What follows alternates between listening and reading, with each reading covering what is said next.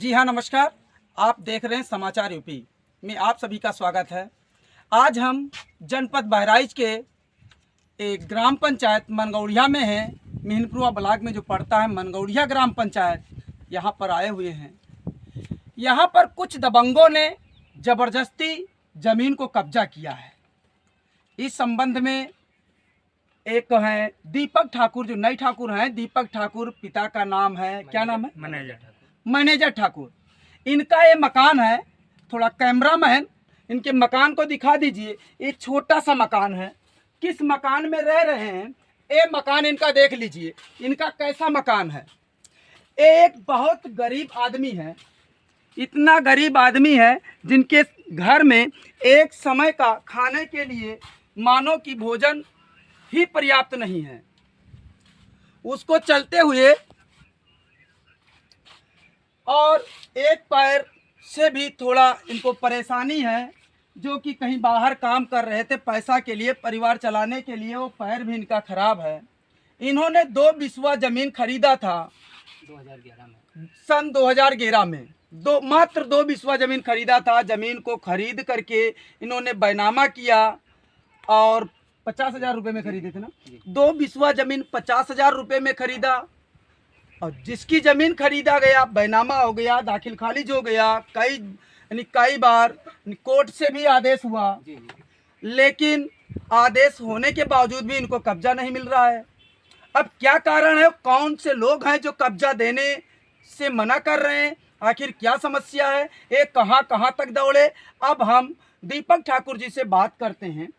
जी हाँ, आपका नाम क्या है? जी, हमारा नाम दीपक ठाकुर है। जी, आप रहते कहाँ हैं? जी, हम मनगौड़िया के पठाननपुरा गांव में रहते हैं। जी, हमारे बगल में मनगौड़िया कांटा लगा हुआ है। जी, क्या समस्या है आपकी? समस्या हमारी ये है कि हम 2011 में थोड़ी सी ज़मीन लिए थे घर बनवाने के लिए। जी, जिसमें जो है विक्रेता सोबरन सिंह के द्वारा ज़बरदस्ती कब्जा करके रखा गया है। अब तक उन्होंने उस समय जो है यह कह करके हमको कब्जा नहीं दिया कि गन्ना काट लेने दो, उसके बाद आप अपना कब्जा ले लेना।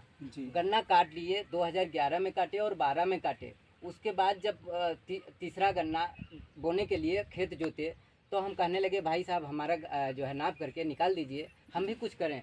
तो अब उन्होंने कहा कि 2011 में और 12 में जो गन्ना काटा गया है, आप उस समय जो है कमाने चले गए हो, अब जो है इसका 3 गुना रेट हो चुका है। तो 3 गुना रेट होने की वजह से अब तुमको 3 गुना रेट देना पड़ेगा।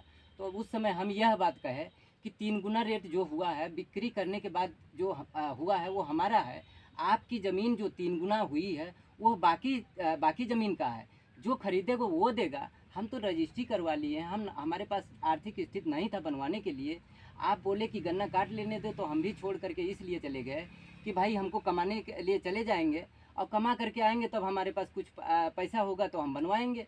हम भी छोड़ दिए थे आपको गन्ना काटने के लिए। अब आप 3 गुना और 5 गुना की बात कर रहे हैं, तो हम कहाँ से देंगे 5 गुना और 3 गुना। अच्छा, इस जमीन के संबंध में आप कहाँ कहाँ तक दौड़े हैं? इस जमीन के संबंध में हम पहले तो ग्राम पंचायत के जो भी माननीय लोग थे गांव से, हमारे गांव से और जालिम नगर के गांव से, जो भी सम्मानित व्यक्ति थे, उन लोगों से पंचायत के द्वारा रखा गया।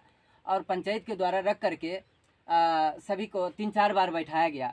अब 3-4 बार बैठाने के बाद ये हुआ कि जो विक्रेता है वो कभी नहीं बैठते, और उनके साथ जो नेताजी लगे हुए हैं उदयराज सिंह, उनका किस पार्टी के नेता हैं? वो भाजपा के नेता हैं। पहले मंडलाध्यक्ष थे, आज वो अपने आप को प्रतिनिधि बताते हैं, जिला प्रतिनिधि बताते हैं। लेकिन उन्हीं के द्वारा यह दबंगई दिखा करके कब्जा किया जा रहा है। उनका यह है। और कहाँ गए आप? हम फिर उन पंचायत के द्वारा ये कहा गया कि आप जा करके चौकी पर दीजिए, तो चौकी पर दिए, कुछ नहीं हुआ। थाने पर दिए, तब एक बार पकड़ करके ले गए। अब उसके बाद नेताजी कहते हैं कि हमारी तुम बेइज्जती कर दिए हो, हम तुमको देंगे नहीं, चाहे कितना भी जोर लगा लोगे, लेकिन तुमको ज़मीन नहीं मिलनी है।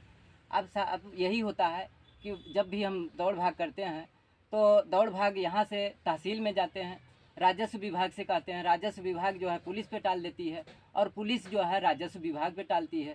तो हम माननीय मुख्यमंत्री जी के पास जो है 2017 से ले करके आज 2023 भी जो है का 7वां महीना चल रहा है, इसके बीच में 7 बार हम जा चुके हैं माननीय मुख्यमंत्री जी के पास, योगी आदित्यनाथ जी के पास मिलने। जी हाँ। वहाँ पर किससे मुलाकात हुई? 2 बार बाल विकास मंत्री जी मिले, और तीन बार जो है केशव प्रसाद मौर्य जी मिले, उप मुख्यमंत्री। जी उप मुख्यमंत्री। और उप मुख्यमंत्री जो है दिनेश शर्मा जी 2 बार मिले, और 1 बार जो है निजी सचिव जी मिले, जिनके द्वारा हम पेपर दे करके और चले आए, लेकिन हमारा समाधान कुछ नहीं हुआ। अपनी समस्या को उनको बताए? जी हाँ, लिखित में दिया गया। वहाँ तो बोलने नहीं, कुछ बोला? जी, वहाँ बोलने नहीं देते हैं लोग।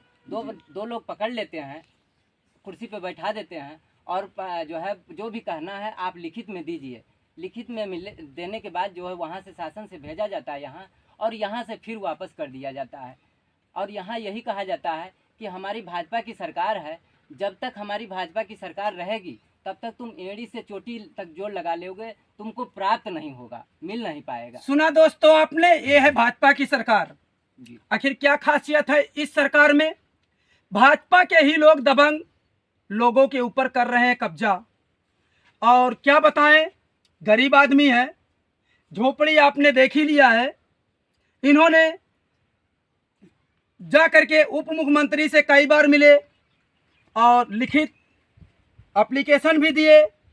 बोलने का वहां बता रहे हैं आदेश ही नहीं है। लिखित एप्लीकेशन दिए, फिर भी उसका कोई अभी तक सुधार नहीं हुआ है, ना कोई कब्जा मिला है। आखिर क्या होना चाहिए ऐसे लोगों के ऊपर? आखिर दूसरे लोगों के ऊपर योगी सरकार का चल रहा है बुलडोजर, और यही भाजपा के नेता जो गांव के नेता हैं, इनके ऊपर आखिर कब चलेगा योगी राज का बुलडोजर? जो जमीन आदमी ने पैसा दे करके अपने नाम करा लिया है, सब कुछ करा लिया है, अब उसकी जमीन महंगी हो गई। महंगी कब होनी चाहिए था? जब उसका बैनामा नहीं होता।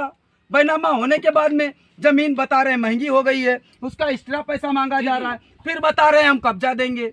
और लिए भी हैं हमारे जो भी साथ में लिए हैं, उनसे 1 बार पैसा नहीं, 3 बार जो पैसा ले करके बनवाए हैं। जिनके पास पैसा था वो 3 बार पैसा दे करके बनवाया है। आज भी जो है जयनाथ जी हैं, 1 लाख रुपया में लिए थे, और उसके बाद न्यू भरे, और न्यू भरने के बाद उन्होंने स्टे लगा दिया। स्टे लगाने के बाद फिर 1.5 लाख रुपया लिया, तब जो है बैनामा दिया, और बैनामा करने के बाद उनको जो है कब्जा दिया गया है। देखा जाए तो क्या है, सबसे ज्यादा ये भाजपा सरकार जो भ्रष्ट सरकार है, अपने लोगों के ऊपर कार्रवाई नहीं कर रही है। आखिर कब तक इन लोगों के द्वारा ऐसा ही मामला चलता रहेगा और गरीबों को लूट कर खाया जाएगा? जो झोपड़ी में रहने वाले लोग अपनी जमीन को खरीदते हैं, पैसा देते हैं रहने के लिए, गुजर बसर के लिए थोड़ी सी जमीन खरीदते हैं, फिर भी उनके लिए कुछ नहीं होता है। आखिर क्यों कुछ नहीं होता है? इनके ऊपर किसका छाया है, किसका हाथ है, जो कि ये अपना खा पी करके चरमराए हुए हैं और लोगों को धक्का दे करके बाहर निकाल देते हैं? आखिर इनके ऊपर कब चलेगा योगी राज का बुलडोजर? इन्हीं बातों के साथ जय हिंद।